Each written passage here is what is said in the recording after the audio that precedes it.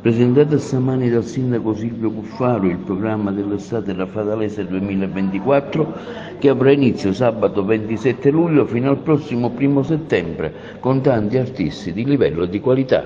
Un'estate ricca di eventi con inizio il 27 di luglio e dura fino ai primi di settembre.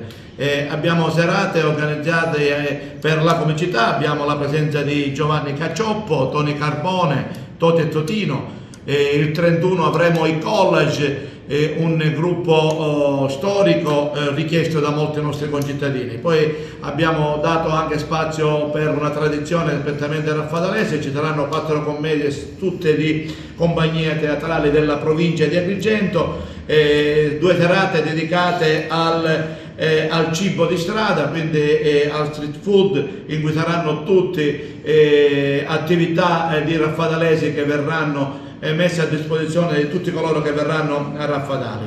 Una serata organizzata per la sagra della birra e poi tante serate dedicate ai giovani con la domenica all'italiana, mentre in giovedì daremo spazio anche a tutti coloro che settimanalmente partecipano nelle balere per andare a ballare.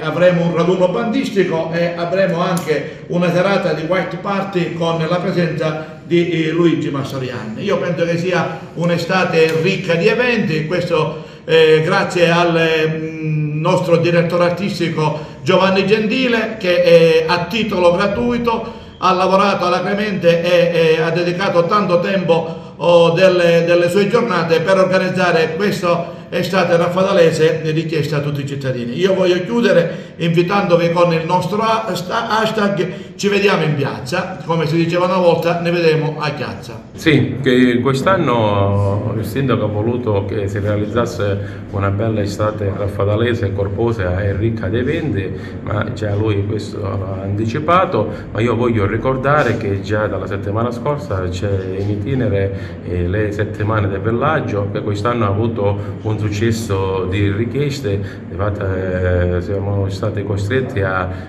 raddoppiare, diciamo, le settimane, quindi abbiamo fatto doppio turno, c'è entusiasmo, le famiglie sono contente che vedono i loro figli divertirsi, ma ora dopo, diciamo, il 15 agosto cercheremo anche di organizzare le settimane dei nonni, che lo scorso anno c'è stata una bella partecipazione, quest'anno speriamo che quantomeno si raddoppierà, per dare la possibilità anche ai nostri nonni di trascorrere delle belle giornate al villaggio della gioventù, centro storico e ludico molto apprezzato dai raffadalesi. Quindi che dire, buona estate a tutti e buon divertimento.